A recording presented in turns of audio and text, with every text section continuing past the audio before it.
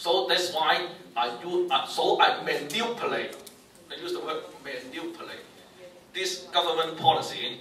So I find all those deprived women that have the basic ERB postnatal nursing care training, and then I offer top-up courses for them. My top-up courses, including the teachers, is from doctors, retired nurses, nutritionists, Chinese medical doctors. So I give them top-up courses to make them saleable in the market. So and then I help them to design. I use a template to design a very impressive CV based on professional accounting firm standard.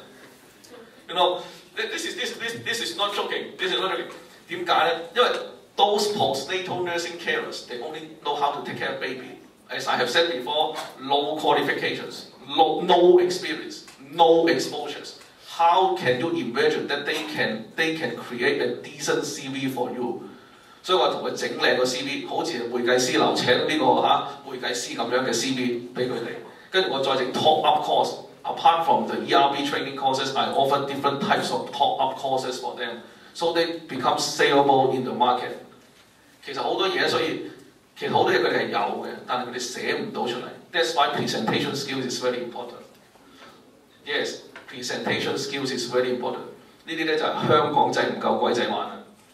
鬼仔佢冇嘢 ，they can say something about nothing。香港仔有料都唔知點樣講嘅。嗱呢個就一定要學嘅。Because when you are, especially when you want to engage in social enterprise, because presentation is very important, you have to ask the people to sponsor you, to help you, to kick off your business. Okay, I have lots of ideas, great ideas in my mind, but I don't know how to present it. How do I know what you are thinking? Cannot be. So presentation skills is very important. Like just what Mango said is that you have to know how to take videos to put on YouTube. Those are the technical skills that you must possess in order to make your potential social enterprise project workable. This is very important. So try to be more open and ask more questions. And I don't want to speak the whole hour, honestly. I'm not a teacher, I told you before. I'm an accountant. So I don't want to speak all the way through. So you have to be open and then to make your idea presentable. So this is very important. I think this is a good case, not because it is incubated by me, but it is realized the four sectors collaboration and really have a meaningful social mission. And then eventually it is a successful project. Now I am talking with 3 more government hospitals how to replicate and scale up this project. Okay, another important point, social enterprise is talking about replication and scaling up. Replication is that you have this type of model at A hospital. You are able to copy this model into B hospital and then C hospital. Scaling up is that to make it bigger and bigger. Now I have only 2 volunteers work for me, and I hope it will eventually spin off as a company with full-time employed staff to get the ball rolling and then to get the business growing. So this is a replication and scaling up is also important. When you design a business plan, they must have the potential to replicate and scale up. Yes? On the context of this project is, you reserve it for future development, or, the product you will in your pocket?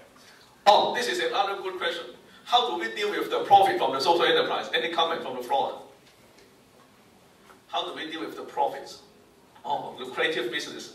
And then after 2 or 3 years, I buy a Mercedes-Benz. Good for me. Actually, I spend so much time on it.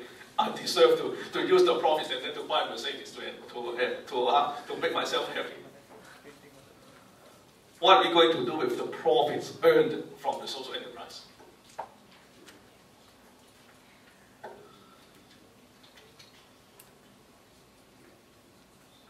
Any idea? That's up to the shareholders of the company.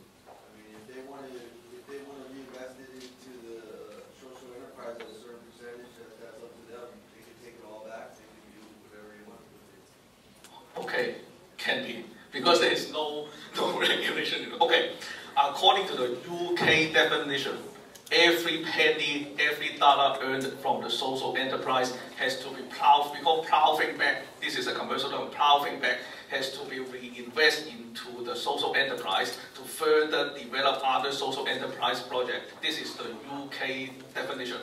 But when I talk this to the SME, small and medium business owner, they say, Raymond, forget it. I won't collaborate with you, because for the first thing is this is very difficult for social enterprise to earn profit. And then even after the social enterprise has the capability to earn profit, then I cannot take them away. I have to reinvest. Okay, don't panic.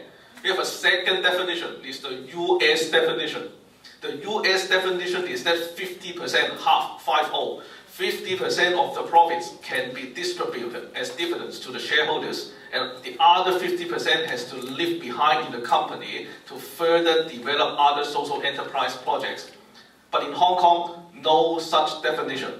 So people say, oh, Raymond, I want to incorporate social enterprise. How to incorporate social enterprise in Hong Kong? Two ways. One is limited by shares. So for every dollar earned, you can take it away. This is limited by shares, and then you have a social mission. And the other one is limited by guarantee. Then it becomes an NGO, not an NGO, not really an NGO. Limited by guarantee, and then for every dollar earned, you can the shareholders or the directors cannot take the profits away, but have to stay with the company. So this is the present practice in Hong Kong, and then you can be creative and innovative to find ways out how to distribute your profits after all. But I think in reality, when you start a commercial business, you may not have a clear, definite dividend payout ratio, because if you start a company with your friends, you may have a shareholder agreement, and then you may say we will achieve a mutual understanding of how we distribute the profit afterwards, because you don't know, it's uncertain of the performance. So make sure you have your salary being included in the budget, because most of the social entrepreneurs, they think they don't need to eat, so they don't pay themselves. This is not good. You need to have a compensation for you on a sufficient living standard, and then whenever generated from the profit of the social enterprise, then you can put it inside the company, still continue developing the company, because if it's good, then you will need to invest more and more. Okay. Remember the case of Best Home, buyhome.com, buyhome.hk, Bagawui, the case that we introduced to you, the mobile shops. Okay. They open one, and then within 1 year they open 8 shops. Okay. So they can expect that they don't take out the money because they think it's a profitable model. So don't care about taking money. Okay, thank you. Okay, I always have this problem. There are 5 minutes left, and then I only finish half of my PowerPoint. This is always my problem. So I try to finish the other part quickly. And then you are always welcome to ask me if you have any questions. Okay, actually, the other topic I want to talk about is social enterprise strategies. For social enterprise, we have the programs. Okay, the program strategy. For program strategy, actually we are talking about the different models of social enterprise. We can have the entrepreneur support model. That is, for example, I myself, I am running a consulting practice, and I channel some of my profits to incubate the Hong Kong Social Enterprise Incubation Center. And then the funds from the HKSEC is used to further incubate other social enterprise projects. So this is the entrepreneur support model. And then the market intermediary model is that for events and marketing. This is you should try to line up the different resources, the commercial sector, the NGO sector, in order to raise funds out. Okay, this is a good one. When you are thinking of starting a social enterprise, where do you get your money from the parents? Straightforward. Otherwise, you have to raise funds. And how do you raise funds? And then I myself, I have an events and marketing social enterprise. I help the companies to raise funds. So how can an events and marketing company become a social enterprise?